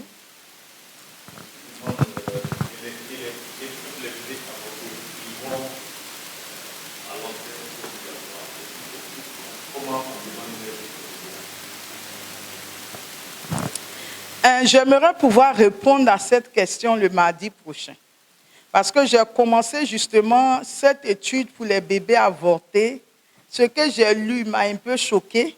Donc, j'aimerais approfondir cette question et donner la réponse le mardi prochain. Une autre question? Les personnes qui vont au purgatoire, obligatoirement, ils iront au jugement dernier au paradis. Alors que le purgatoire, c'est pour purger une peine. Et s'ils n'ont pas fini de purger leur peine, et puis Jésus revient. Ou bien, Jésus va attendre que la dernière personne qui est là-bas là, finisse de purger sa peine avant de revenir. Il y a une parole de l'Écriture qui dit que le Seigneur attend de rassembler tous ses enfants dans sa bergerie. Lui seul sait le jour, l'heure, les moyens qu'il utilise pour purifier les gens au purgatoire. Tout ça, vraiment, ce sont des choses que Dieu seul maîtrise. Donc, peut-être que s'il y a quelqu'un qui est encore là-bas, il lui faut encore 2 semaines et que le jugement dernier doit arriver maintenant, peut-être qu'il va accélérer la souffrance pour que la personne puisse purifier plus rapidement que prévu. C'est une façon de parler, mais ce que je veux dire, c'est que Dieu seul sait à quel moment il décidera que c'est la fin et en ce moment, il aura rassemblé tous ses enfants. D'accord. Et une autre question. À la confession, quand le prêtre nous donne la pénitence, elle ne fait pas réparation du péché qu'on a commis, mais elle fait juste, elle participe juste au pardon de ce péché-là, si j'ai bien compris. La pénitence fait déjà réparation, mais écoutez, tous les sacrements que l'Église nous donne ont des effets réels à condition que nous y soyons à fond dedans. Le baptême, même l'Eucharistie que nous prenons, la confession, etc. On peut les vivre comme des actes d'habitude ou bien parce que l'Église nous les demande sans avoir compris leur profondeur, la mystique liée à ça, etc. Donc on peut aller à la confession parce qu'on a dit que vers Pâques, tout le monde doit se confesser. C'est devenu une habitude, un rituel de l'Église, on y va, mais sans s'être profondément confessé, sans s'être préparé à la confession. L'inconvénient dans ça, c'est que nous avons un Dieu qui est esprit. Et le Dieu qui est esprit sonde les profondeurs de nos êtres. Donc on peut aller à la confession, comme disait un prêtre, bénissez-moi mon Père, car j'ai péché contre le 10e commandement. Le Père dit que donc c'est à moi de réfléchir dans ma tête pour savoir quel est le 10e commandement. On peut le faire parce que la fête arrive, il faut se confesser, mais ne pas s'être préparé véritablement à une confession. Donc le Père peut nous confesser, nous donner l'absolution, nous dit d'aller réciter un autre Père en signe de réparation. On le fait, mais sans jouir des grâces de cette confession parce qu'on n'y était pas. D'accord? Donc dans tous les actes que nous posons, il faut y être à fond. Et quand on y est à fond, si lui, le prêtre, te dit pour la réparation de ce péché, c'est 3 je vous salue Marie que tu le fais, ben tu fais tes 3 je vous salue Marie. Maintenant, dans ta vie de tous les jours, c'est là où il faut développer un esprit à la mortification. C'est-à-dire accepter que dans notre vie, il y a des épreuves, parce que les épreuves sont des compagnons de route qui nous permettent de nous sanctifier chaque jour davantage. Donc, dans ta vie de tous les jours, tu peux faire des petits péchés véniels, mais même quand tu iras à la confession, tu vas oublier de ces choses-là. Donc, Seigneur, je t'offre ce retard du bus qui me met très en colère. Je veux me calmer, t'offrir ce retard en réparation de tous les péchés véniels que j'ai eu à commettre hier. Et tu déposes ton cœur calmement pour accepter cette contrariété. Et en le faisant chaque jour, tu te sanctifies davantage. D'accord? Et c'est comme ça qu'on répare aussi pour les autres péchés. J'avais vu un doigt ici d'abord.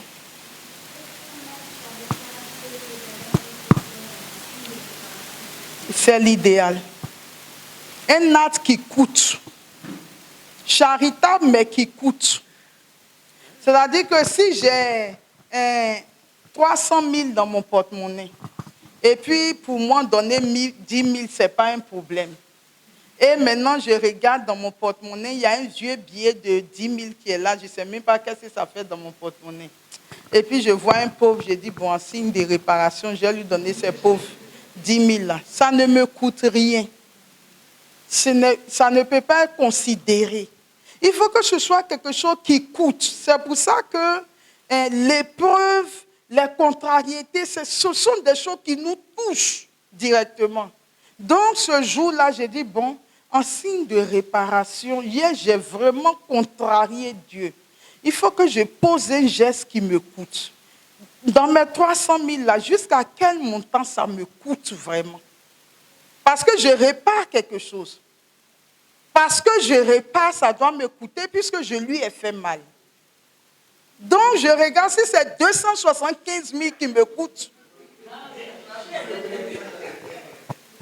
Parce que quand je l'ai blessé, lui, tout Dieu qu'il est, ça lui a coûté. Donc, moi, je vais faire quelque chose qui me coûte. Donc, maintenant, je prends les 275 000. J'ai dit, Seigneur, en signe de réparation pour le mal que je t'ai fait hier, je donne les 275 000 là à quelqu'un. Et je donne effectivement. Et ça me fait mal. Mais je répare le mal que je lui ai fait. C'est ça. La notion, ça veut dire que je dois avoir mal en réparant. Oui. Ce mal-là qu'on ressent en réparant, là, je ne savais pas qu'on pouvait l'offrir à Dieu pour soi.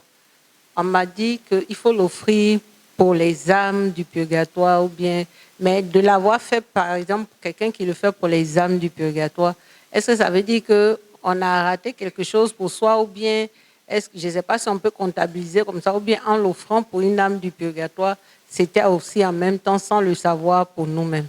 Et puis l'autre question, c'est que d'aller à l'église et puis prendre la communion, si c'est une routine, est-ce que ça aussi c'est un péché alors qu'on dit qu'on s'en va rencontrer Dieu? Mais on y est parti, mais peut-être qu'on n'y était pas vraiment. Puisqu'on ne sait pas à quel moment même on est vraiment, vraiment. Des fois on peut sentir, mais des fois aussi on ne sent pas. Est-ce que les fois où on n'était pas vraiment présent, là, ça aussi ça peut être compté comme un péché? Je signale que quand on est dans le jugement particulier, toutes les communions qu'on a faites dans la négligence apparaissent comme des péchés. Si. Donc, quand je vais à la messe, je dois me préparer avant d'aller à la messe. Et je dois demander à Dieu de m'aider à vivre profondément la messe. Donc, toutes les communions que je prends, je fais dans la désinvolture. J'arrive en retard à la messe, je m'assois, je suis assise à côté de mon voisin. Pendant la messe, on bavarde. Est-ce que vous savez que bavarder à la messe est un acte grave devant Dieu? Je prends mon portable, je consulte. Parfois, je réponds au téléphone. Attends, rappelle-moi plus tard, je suis à la messe. Tout ça. Mais ce sont des choses graves devant le Seigneur. Je vous ai parlé ici de quand le grand prêtre rentre dans la présence de Dieu, dans le Saint des Saints. Mais je vous ai dit que chaque fois qu'il ne s'est pas bien présenté, Dieu le foudroie dans sa présence. Zacharie allait dans la présence de Dieu, il était de service. Pour avoir douté, il est devenu muet. Mais Dieu, c'est un saint. Et on ne peut pas venir dans la désinvolture devant Dieu. Donc, chaque fois que je communie de façon indigne, mais j'ai juré la présence du Christ dans l'Eucharistie. Donc, pour ça, je dois réparer. Maintenant, la première question. Est-ce que quand je répare pour les âmes du purgatoire et que je ne répare pas pour moi-même, je répare pour les âmes du purgatoire, ça les soulage. La seule chose qui me sauve, c'est que quand je répare pour les âmes du purgatoire, elle est prise pour moi. Si les âmes du purgatoire ne prient pas pour moi, mais tu es en train de les sauver, mais demain, toi-même, tu seras installé là-bas. D'accord? Donc, je peux réparer pour moi et réparer pour elle. Mais si je décide que je répare seulement pour elle, j'ai cet avantage que l'église souffrante, quand tu pries pour elle, elle est prise pour l'église militante. Elle ne peut pas prier pour elle-même, mais elles peuvent prier pour nous qui sommes sur la terre. Donc ça aide, ça t'aide aussi, puisque elles savent ce qu'elles souffrent au purgatoire. Si tu les aides, elles prient pour que toi, tu n'arrives jamais là-bas. Ça aussi, ça peut aider. Oui. Il y a une question en ligne. La personne demande, qu'en est-il des âmes dites errantes? Sont-elles au purgatoire ou en enfer? Les âmes errantes. Alors, c'est intéressant comme question. Dans le catéchisme de l'Église catholique, on ne parle pas des âmes errantes. On parle des âmes qui vont en enfer, des âmes qui vont au purgatoire et les âmes qui vont au ciel. Mais d'où peut venir la notion d'âme errante? Retenez que quand une personne meurt et qu'on va enterrer la personne, le diable cherche à récupérer le corps spirituel de tous les hommes. Que ce soit une personne sauvée, une personne qui va au purgatoire, en tout cas, quand tu vas en enfer, ton corps spirituel lui appartient déjà. Mais quand tu vas au purgatoire ou au ciel, il cherche ton corps spirituel. Pourquoi? Et dans le livre des Judes, au chapitre 9, je vous l'ai dit la dernière fois, Satan a réclamé le corps de Moïse. Mais pourquoi est-ce que le diable cherche à réclamer les corps spirituels? Parce que si tu as été une personne d'influence sur la terre, il voudrait mettre à l'intérieur de ton corps spirituel un démon qui continue à faire comme si c'était toi qui apparaissais. Donc, s'il avait pu avoir le corps de Moïse, comme Moïse est un leader spirituel, il allait mettre un démon dans le corps spirituel de Moïse et les gens allaient voir Moïse qui réapparaît et Moïse allait parler. Il va commencer au début comme le vrai Moïse en disant « Suivez Dieu, respectez ses commandements » et de façon subtile, il allait commencer à conduire les gens vers Satan. Donc les gens n'allaient pas avoir peur puisqu'on allait dire « Mais c'est Moïse qui parle ». D'accord? Et c'est pour ça que dans le livre des Judes, Michel Archange a lutté avec Satan pour ne pas que Satan ait accès au corps de Moïse. Donc, il semblerait que quand nous mourons et que les pratiques démoniaques et sataniques se font dans les cimetières, les gens vont taper sur les tombes. Les démons et les sorciers, quand ils vont pour leurs pratiques au cimetière, ils tapent sur les tombes. Et chaque fois qu'ils tapent sur la tombe de quelqu'un qui est vraiment chrétien, ils n'arrivent pas à avoir accès à son corps spirituel. Mais tous ceux qui sont perdus, ils ont accès à leur corps spirituel et ils récupèrent leur corps spirituel. Donc, on peut dire que telle personne est décédée, mais on l'a vue ici. Telle personne est décédée, mais on l'a vue ici. C'est ce qu'en général, on appelle les âmes errantes. C'est-à-dire qu'en réalité, eux, ils récupèrent les corps spirituels pour en faire ce qu'ils en veulent. Donc, c'est ça, les âmes errantes. Et en principe, ils ne devraient pas avoir accès au corps de ceux qui appartiennent à Dieu.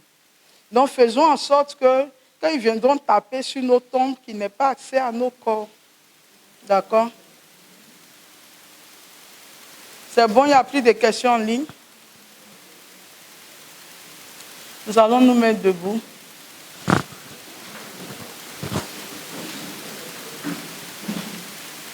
Je demande au cœur, entre tes mains, j'abandonne tout ce que j'appelle.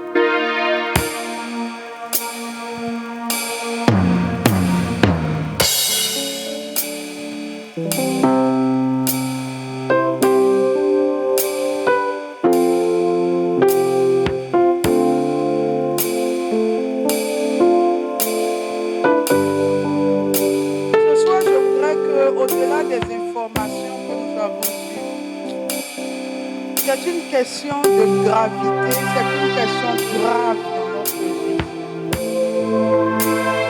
Et je voudrais vraiment que chacun se mette dans la présence de son Dieu. Comme s'il était devant ce jugement parti. Il regarde sa vie. Et du fond de ton cœur, tu vas commencer à demander à Dieu de venir à ton secours.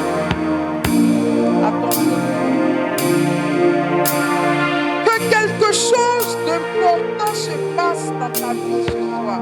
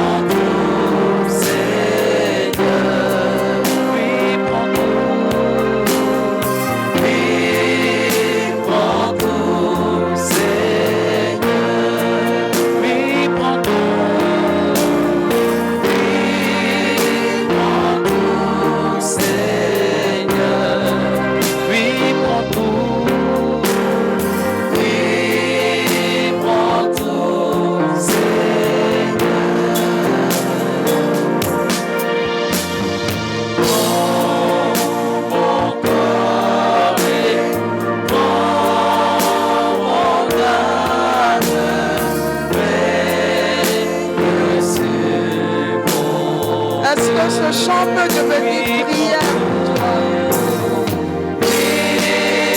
Prends ton Seigneur. Oui, prends ton Seigneur. Oh oui, prends ton Seigneur.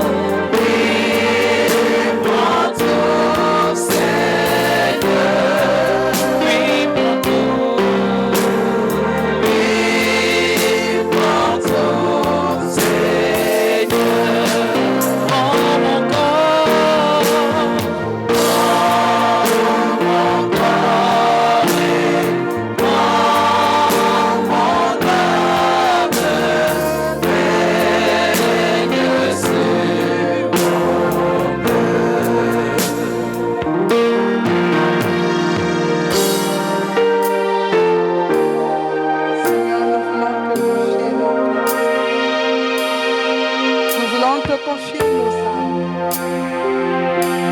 confier nos esprits. Tu nous rejoins ce soir, oh Dieu. Tu nous dis dans ta parole, quand il viendra lui, l'esprit de vérité, il vous convaincra de péché, de justice et de jugement. devant, Seigneur, la matérialité de la vie, les distractions de notre vie présente, oh Dieu. Nous nous sommes éloignés de l'importance, Seigneur, de chercher le ciel, déjà dans notre vie sur terre. La distraction de la vie présente, Seigneur, nous éloigne de la gravité de notre salut. Envoie ton souffle, Seigneur, sur nous. Répands sur notre monde un esprit, Seigneur, d'urgence. Une onction de réveil, oh Dieu. Donne-nous de percevoir, Seigneur, la gravité du salut et ramène-nous sur le droit chemin. Nous voulons ce soir t'abandonner nos vies, t'abandonner nos âmes, nos esprits et nos corps. Nous sommes incapables par nous-mêmes, Seigneur, d'être réveillés, d'être conscientisés. Nous sommes incapables, Seigneur, de saisir la pêche que tu nous tends ce soir. Que ton esprit, Seigneur, agisse en chacune de nos vies et nous sauve, Seigneur. Nous périssons, Seigneur, sauve-nous. Sauve-nous et avant qu'il ne soit tard, avant que tu ne rappelles chacune de nos vies, donne-nous la grâce de demeurer dans l'état de la bonne mort. La grâce de la bonne mort. Nous te le demandons, Père, au nom de Jésus et par l'intercession de notre Mère du ciel. Nous te confions tous ceux qui peinent, qui sont au bord de l'enfer. Que notre prière de ce soir, que toutes les prières qui s'élèvent dans les monastères, dans les congrégations, que toutes les prières qui émanent des sacrifices eucharistiques rejoignent tous nos frères qui sont au bord, Seigneur, d'être engouffrés dans le feu de l'enfer et donne-leur la grâce de la conversion in extremis, ô notre Dieu. Nous te confions les membres de nos familles. Nous te confions tous les pécheurs. Nous te confions tous tes enfants qui ont quitté le chemin de la vie et que le diable aujourd'hui tient en captivité. Que tous les sacrifices de la messe d'aujourd'hui brisent les chaînes de ces captivités et délivrent tes enfants, nous t'en supplions. Seigneur, nous te confions toutes les âmes qui sont au purgatoire et qui attendent que l'Église militante prie pour elles. Nous élevons la voix ce soir en leur faveur. Et nous prions, Seigneur, que tu prennes pitié de chacune d'entre elles. Nous te confions les âmes des membres de nos familles. Tous ceux qui t'ont servi sur la terre, qui croupissent, Seigneur, dans les peines du purgatoire. Sauve-les par ta grâce, Seigneur. Et pour nous qui sommes sur la terre, affermis nos pas. Affermis nos pas. Nous te confions chacun de nos enfants. Que leur pas ne s'égare jamais loin de toi. Les membres de nos familles, qu'aucun membre, Seigneur, de nos familles ne soit précipité dans les enfers. Nous te prions, Seigneur. Oui, pour tout, oh Dieu. Car entre tes mains, Seigneur, nous t'abandonnons tout ce que nous appelons notre beau Dieu. Qui au séjour de notre vie.